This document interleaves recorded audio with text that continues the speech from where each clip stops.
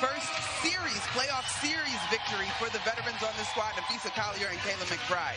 Trying to win a playoff series for the first time since 2017. And that was the last time they won a championship. They won a couple of those one-and-dones, but not a series. Rebecca Allen gets it out to Alyssa Thomas, guarded by another former Maryland Terrapin and McBride. Can't get it to fall. Here's a 3-on-2, but Tiffany Mitchell quickly gets into the thick of things defensively. All three defenders converge on Thomas, and that special too for Dallas. And we all know what those Vegas players can do, the defending champs. Connecticut on a 7-0 run since Minnesota tied it at 6. Bonner, nice bounce pass into Thomas. And this was her challenge to the team. If we play cautious, 9 times out of 10, you're going to lose. Basketball is going to have mistakes, so we may not get another 40 minutes. She encouraged her team. We might as well be confident. Played in pain in game 2. Thomas picks up. Bonner's miss. Barrington after the quick shot. Minnesota just 3 of 10 from the floor. Heidemann kisses it off glass. Mitchell blocked. Really good defense by Ty Harris, sticking with Mitchell. Connecticut scored on 9 of their first 10 possessions. Since then, they've been as cold as a Minnesota winter.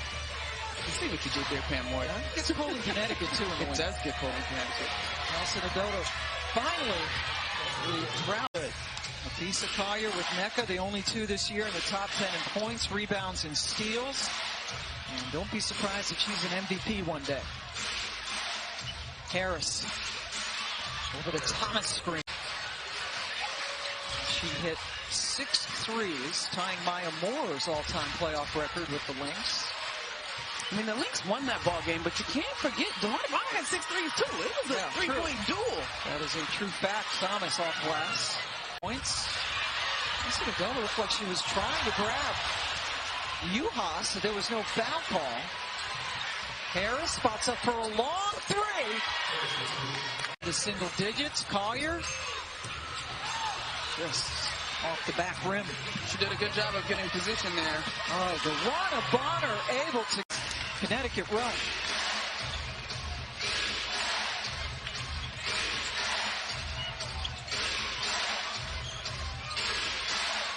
The Lynx doing a good job working off those screens that were set early in that possession. Now here comes the challenge as Carlton is matched up with Thomas. It's just a tough matchup. And you noticed it if you do that. That behind the back in space. Woo.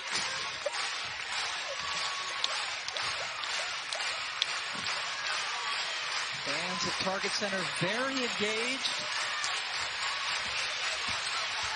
But boy, Thomas feasting up in paint points in the first half. Absolutely. Alyssa Thomas had 14 points in the paint. On her own, the entire team had 14 points in the paint for the Lynx. But you know, Roz is absolutely right.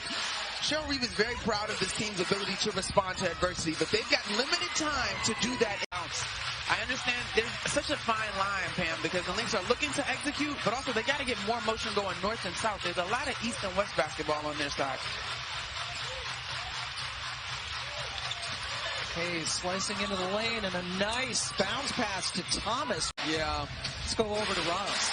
Nafisa told me this was a big year of growth for her on and off the court. She gave birth to her daughter. She got married. Her daughter Mila is here tonight. It's her first time at a playoff game of Nafisa's. And now that Sylvia Fowles has retired, this was the first time that Nafisa came into the season and knew. It's 1 out of 2. Run away with this thing as far as scoring. Sun taking some outside shots over the last couple of minutes. Hayes slicing into the lane, gets it. And that's a comeback for Minnesota trying to keep their season alive. Nafisa Collier had 26 in game 2, now 27 points. A new playoff career high. 5th year out of Connecticut. Just last year she only played a couple of games towards the end of the season. Wanting to come back to play with the Grit. Now 29, building on her playoff career high.